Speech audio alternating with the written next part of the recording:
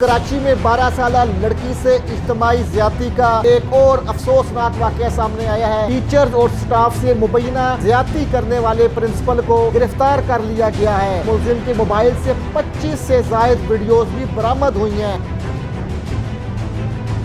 بسم اللہ الرحمن الرحیم۔ السلام علیکم ناظرین، میں ہوں سردار عادل مصطفیٰ، آپ دیکھ رہے ہیں آپ ٹی وی۔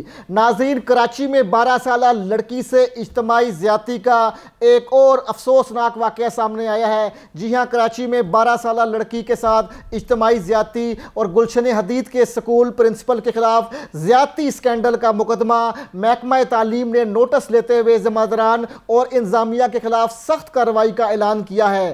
محکمہ تعلیم نے ڈائریکٹر پرائیویٹ سکول سے واقعے کی تفصیلی رپورٹ طلب کر لی ہے۔ محکمہ تعلیم نے ڈپٹی ڈائریکٹر قربان بھٹو کی سربراہی میں کمیٹی تشکیل دے دی ہے۔ محکمہ تعلیم کی 4 رکنی کمیٹی کل متاثرہ سکول کا دورہ کرے گی۔ ناظرین، کمیٹی تفصیلی رپورٹ محکمہ تعلیم کے حکام کو پیش کرے گی۔ محکمہ تعلیم کا کہنا ہے کہ ہمیں اس سے پہلے شکایات وصول نہیں ہوئی تھیں۔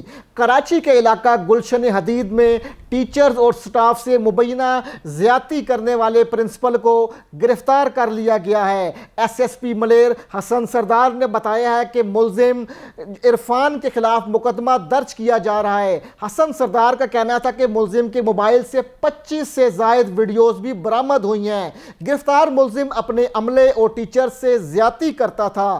سکول پرنسپل کی خواتین سے زیادتی کا سکینڈل اہم انکشاف سامنے آ گیا۔ تفصیلات کے مطابق کراچی میں گلشن حدید کے نجی سکول میں پرنسپل کی خواتین سے مبینہ زیادتی کے سکینڈل کے حوالے سے ایس ایس پی ملیر حسن سردار نے بتایا کہ ویڈیو میں نظر آنے والی خواتین کا تعلق ٹیچنگ سٹاف سے ہے، جبکہ سکول پرنسپل نے گزشتہ روز ٹیچنگ سٹاف پہ ہونے کی تردید کی تھی۔ ایس ایس پی ملیر کا کہنا تھا کہ جو خواتین انٹرویو دینے آئی تھیں، ملزم ان کو بھی ٹریپ کرتا تھا۔ کیس میں مزید گرفتاریوں اور اہم انکشافات متوقع ہیں۔ حسن سردار نے کہا کہ موبائل فون سے 25 ویڈیوز ملی ہیں۔ 25 ویڈیوز 4 خواتین کی ہیں جو الگ وقتوں میں بنائی گئی تھیں۔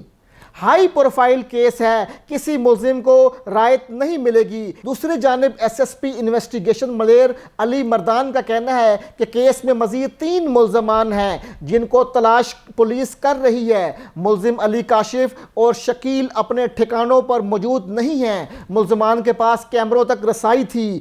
تینوں ملزمان مفرور ہیں۔ علی مردان نے کہا کہ زیادتی کا نشانہ بننے والی خواتین کو بلیک میل کیا جاتا تھا، کیمرہ لگانے والے اور دیگر ساتھی کو فون کرتے تھے۔ ایک ملزم کی جانب سے نازیبا ویڈیو وائرل کی گئی۔